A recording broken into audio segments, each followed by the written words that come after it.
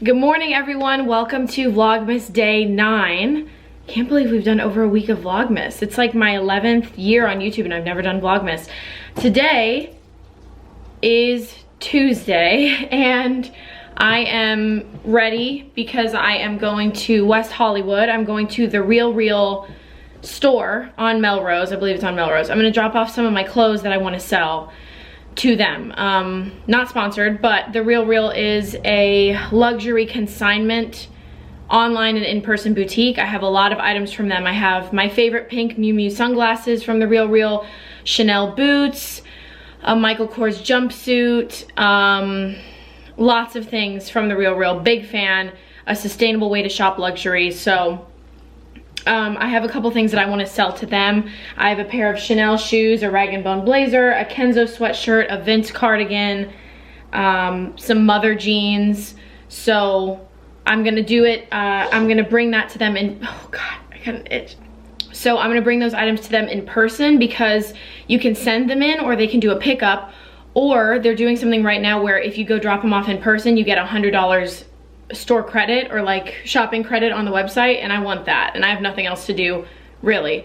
And then I have a phone call with one of my really close friends later, Abby. We're gonna catch up on her life because she moved to Salt Lake City and I had no idea, and so we need to catch up on that. And then I have acting rehearsal over Zoom. That's about it. Today's fragrance, I'm wearing Prada Candy Gloss, delicious cherry almond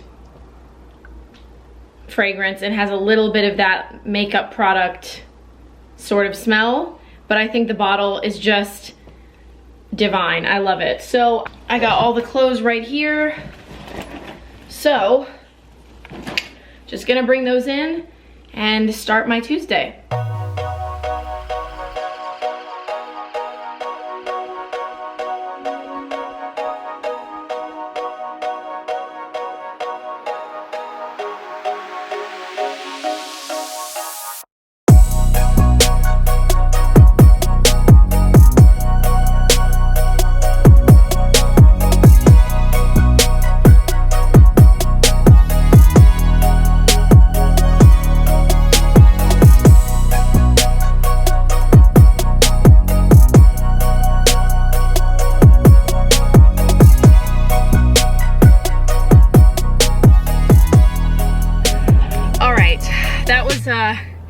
Kind of a cliche LA morning. I'm in West Hollywood, and this is the very LA part of LA. So like if you're a tourist, yeah, you go to Hollywood, but like if you're an influencer tourist or whatever, you go to West Hollywood. There's all the shopping, there's all the cafes where you pay $15 for a juice, which I just did. There's all the celebrity stuff, the Vanderpump, whatever.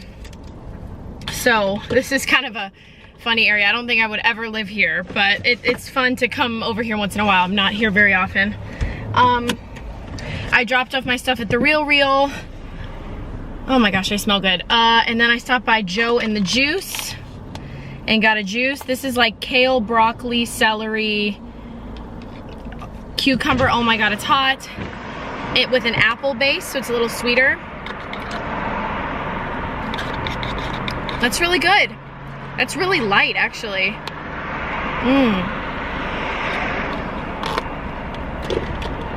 The Real store is gorgeous, right? I had never been to the in-person, the Real store, and it's gorgeous. But they definitely, I think it's such a cool idea because they really have curated a very luxury vibe in there. You really feel like you're in some kind of very fancy luxury store. So it's really cool because they're making secondhand and consignment seem upscale, and a lot of people have the idea that it's not upscale. So that's pretty cool. There was nothing in there that I could afford. A lot of things were over $1,000. A lot of their pieces, they had Chanel, they had Hermes. You know, they're like putting the creme de la creme in the in-person store, and I get it. A lot of people in LA have a lot of money, so, but online they have a ton of options. I've never spent, I don't know, I think the biggest splurge I ever spent was 400 and something on some Chanel boots that originally would have been like $2,000, and I had some coupons off and everything. So You don't have to have a big budget to shop on there, but if you want, you know, if you want to get yourself some designer sunglasses or treat yourself to some jeans or something like that, find a leather jacket. It's a great option. I love it. They're really great to sell to as well if you have designer goods. Anyway, it's so hot. I think I'm gonna take I have a sports bra. I think I'm gonna take my shirt off for this ride home because I'm dying. But yeah, there's not much else to do here. I could get food, but I just got food at Whole Foods. I don't really need to spend money on that since I spent $15 on a freaking juice. Welcome to LA. So yeah, let's drive home. So I'm back home now, and just this morning I remembered that I had this fresh balsam soap by Bath & Body Works that I bought in December, and I was gonna wait until, November, and I was going to wait until December came around to use it because it's Christmas tree vibes. And it's already December 7th, so it's time to use it. So my first wash with fresh balsam hand soap. Wash your hands, wash your hands. Oh, yes. All right, I'm supposed to call my friend Abby in just a couple minutes, but I want to see if I can find a kale potato sausage soup recipe that I can start making because I want to use those ingredients. Sausage, potato, and kale soup. Here we go. That looks pretty good from all recipes. Okay, why not? Y'all, I cannot find my tripod for the life of me, the mini one that helps me, like, you can see what I do while I cook. I don't know where it is right now, so I'm just gonna try to cook this soup and get back to you. Since it's not my own recipe, it's not like I'm teaching you how to make it. I'm just gonna start making a soup. I'm also so hungry, I can't make things look pretty right now. Yes, it is night. What have I been doing? This is a really unexciting vlog. I'm so sorry, you guys. Today I was very overwhelmed today once I got to work. I talked to my friend Abby for about 2 hours. That was great.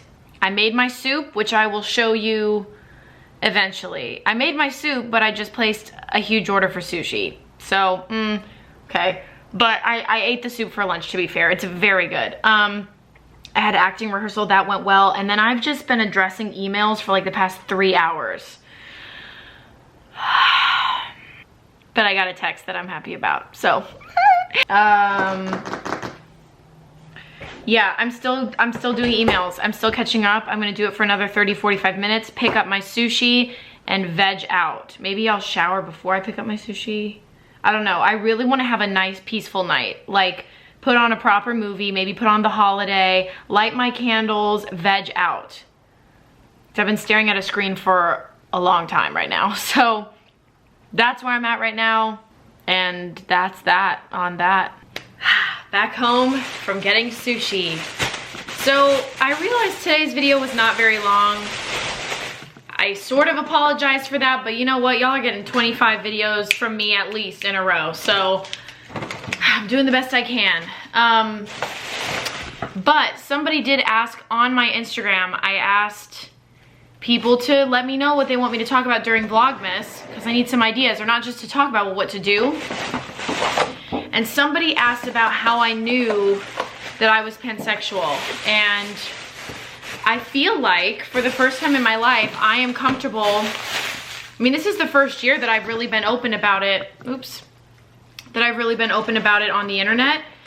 Not because, well, I'd like to say not because of shame, but then we can't really control our shame, you know what I mean? Even if I'm like, I'm not ashamed of queerness, but society, I mean, I don't know, society, but yeah, it's not something I really thought. Oh, by the way, should I show you my sushi? Those are two different rolls. I guess they both have avocado on the top. And then this one has cream cheese and other things. I'm very excited. Anyway, it's not something I ever planned to talk about on social media with my family, even with some of my friends, because growing up, I was presumed to be straight because, I don't know, I would differ, but I'm pretty femme. So it was just kind of assumed, I feel, that I was straight. my friends in high school and stuff, I mean, I wasn't even close to being able to put words into my sexual like identity, but it's just always been assumed that I'm straight. And to me, it feels like, well, not by queer people, but it feels like when people make fat phobic comments, I'm very sensitive to fat phobic comments. I think fat phobia is disgusting, and diet culture is rooted in racism. So, yeah, no. But, oh, I have not had sushi in a while. It feels like when people make fat phobic comments in front of me, or people say the R word, or make homophobic comments in front of me, because I don't look queer to you, because I'm not fat, I'm in a small body, because I am, for all you can tell, neurotypical, you think that you can make those comments in front of me and that I will accept them. And it feels that way. And this is not about my parents, because my parents are saints. But there has been talk in like my extended family. I've definitely heard homophobic language. I've heard many comments like bisexual people are greedy, or suggestions that people who are queer, especially those attracted to more than one gender identity, there's a connotation that they're promiscuous, more promiscuous than other people. And it makes me laugh, because it's also like, it's like when people assume that single people who date are more promiscuous or more sexually active than people who are in relationships. I'm like, if anything, it's people in relationships that are doing it all the time. I mean, it's with one person, but still. So anyway, I knew how I felt deep inside, and I didn't really feel shame about it, but I wanted to keep others from being able to even remark on it. Because I'm that person where I'm like, if I know who I am, if I know what I want to do, how I feel about something, I don't ask other people. I don't ask other people for permission. And not that coming out is permission or validation, but sometimes it is in certain scenarios. I never felt that I wanted to put myself in a position where somebody could give me an opinion on how I identify or how I feel. So I've never properly spoken to my family about it. My mom does watch my video. My family members watch it. So, I mean, I'm sure they know. I've spoken about it briefly on Instagram. But I don't personally, I won't come out to my family. I don't feel the need to come out to my friends. I mean, everybody watches my social media, so at this point, they probably know. And then my best friend Kira is bisexual, and she's one of the first people who really knew that I identified this way. And I identify as pansexual because to me it sounds less binary. I know that bisexual, I get it now that it's, no, you don't get sushi. That it's attraction to my own gender and others, bi, but it still sounds binary, so I prefer pansexual. But yeah, I mean, I don't know if I've always known, because I never really wanted to like put a label on it, but I think after moving out of Chicago, having a lot of friends who were queer. I actually had friends who were queer in high school, and we just didn't talk about it because it's early for people to know, and I'm not sure my school, I don't know. Anyway, I have a friend who's now a trans man, we were kind of like queer allies back in the day, but yeah, it's not that I like knew that I woke up. I always felt like, well, if I'm really queer, I'm gonna have this calling. I'm gonna feel this like gay pride in terms of like, I am who I am, and this is what I am, and I'm rooted in my identity as a blah, blah, blah. And I just felt like, especially being pan, it's so fluid. That's really what I am, is just fluid. My energy is very dynamic. I love people who, I just like people's energy, and that sounds really hard to pin down because it sounds like it's like the vibes, your aura. It's not really that woo-woo. It's more charming people come in all kinds of packages. I am open to a charming person in any package. If they're charming to me, I'm gonna find them attractive, and it doesn't really matter what they look like or things like that. So yeah, most of my relationships, well, all of my serious relationships have been with men, cis men, but I also want to say that your experience, your track record has nothing to do with how you should identify. I have a friend who identifies as bisexual and she has never been with a woman.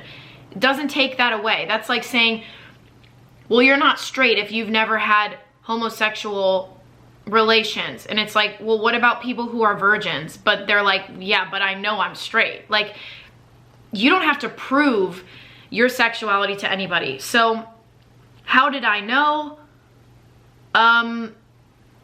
Because I don't have a type, because I don't like the idea of identifying as straight. It makes me feel like I'm missing out on things, or it gives me this disingenuous feeling, or a feeling that, well, what if I'm gonna be called out? I mean, I don't know how to explain it. Cause yeah, for me, it wasn't like, you know, I woke up with this fire and I was like, I am pansexual. It just kind of like, I heard about that label. I started being more honest with myself, more compassionate.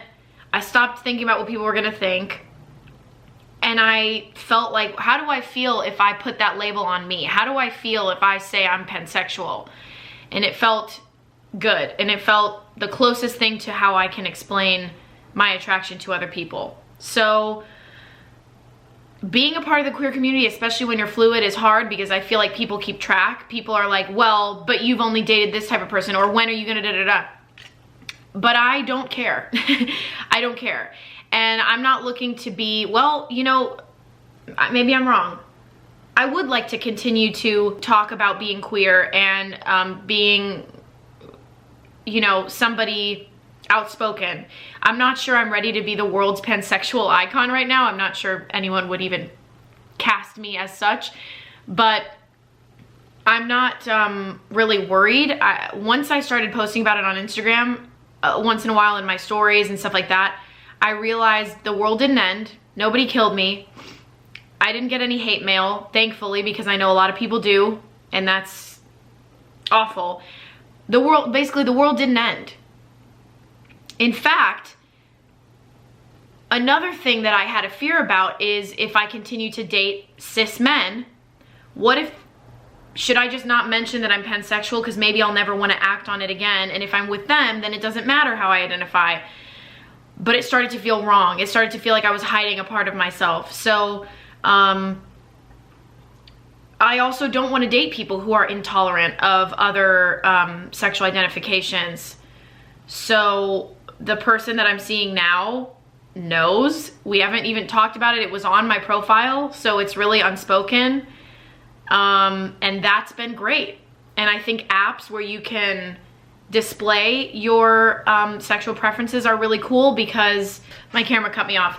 Even if you're a woman who ends up matching with a guy, so that's, you know, a straight relationship, it's just a part of knowing who I am. It's a part of, I can't date people who can't accept me for who I am. And now I realize it's important to know how people respond to that, because if, you know, if there's a weird response, like I got once from somebody in college, a boyfriend in college, I tried to tell him that I think I said I think I'm bi at the time, but it didn't feel right, that identification. He was like, we were at dinner and he was like, he went silent and didn't talk to me. And that was one of the only times I felt shame, because it was the first time I really said it to somebody besides Kira. It was the first time I really said it out loud. Maybe I had a friend in high school too. It's funny, you find your little allies, and it's just so interesting. And he said, I said, well, you act like you're looking at me a different way. And he said, yeah, I kind of am. I said that more nicely than he said it. His body language was like, yeah, I kind of am. I'm gonna have to process this. And I know somebody's gonna say, well, if he didn't know about that about you, it's a big shock, whatever. Okay. To me, if a partner, I'm different. If a partner came out as, you know, pan, bi, trans, whatever, to me, I don't think that I would have that reaction. I wouldn't pride myself if I had that reaction. I understand that it's okay that people have different reactions to things, but I'm just saying that I did feel ashamed, and I did feel like it jeopardized my relationship with him. Now, looking back, good. I hope it does, because then that would have told me, well, I can't be, at that night I would have said, well, I'm not sure what you have to think about, but this is who I am, so I'm probably gonna, let's just call it. Back then, I was so desperate to keep him liking me that, you know, I even was like, well, I don't really know if I am. I kind of downplayed it. So anyway, I very much enjoy living on my own terms. I very much enjoy the idea of maybe being a little comfort to somebody out there who is pan or queer in any way. I don't know. That's why I'm comfortable talking about it on the internet, because I don't really like talking about my private life, but that's not my private life, it's part of my identity. So that's basically it. That's my pansexuality story. I mean, in college I had a story time I posted a while ago. I was attracted to somebody in college who's now a trans man, and I, like, wow, just had the biggest crush. So it just told me, like, I am all about the person. And sometimes people say that. I don't mean to sound like straight people don't really fall in love with who people are, but with other sexual identity, like if you're straight, the package does matter.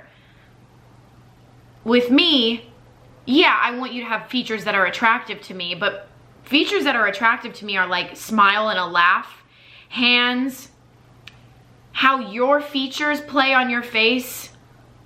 It's not really about type, and it's not about, you know, I'm not trying to say that I only fall in love with somebody's heart, because I do love good-looking people. I love me some good-looking people, but what I consider good-looking is, it can be found anywhere. So that's my story. I'm gonna continue eating this sushi. Let's try this baked roll before I leave. Oh my gosh. Ha! But yeah, I just like to say, dating people who see all of you and are like, great, we're on the same page. Love it. You seem like a lovely person. That is awesome. That is great. So I'm gonna leave it there tonight. I'm gonna watch some Girlfriends right now, eat my sushi, take a shower, and pass out. I hope you enjoyed this vlog, and I will talk to you in my Vlogmas tomorrow. If you guys are not subscribed, please do that. And, well, you don't have to, but it would be great. And like I've always said, it's a trial run. You can stick around. If you don't like it, you're welcome to leave, but try it out. And then also follow me on Instagram, because I'm on there all the time. That's that on that. All right, well, love you guys so much, and talk to you tomorrow. Mwah! Bye, guys.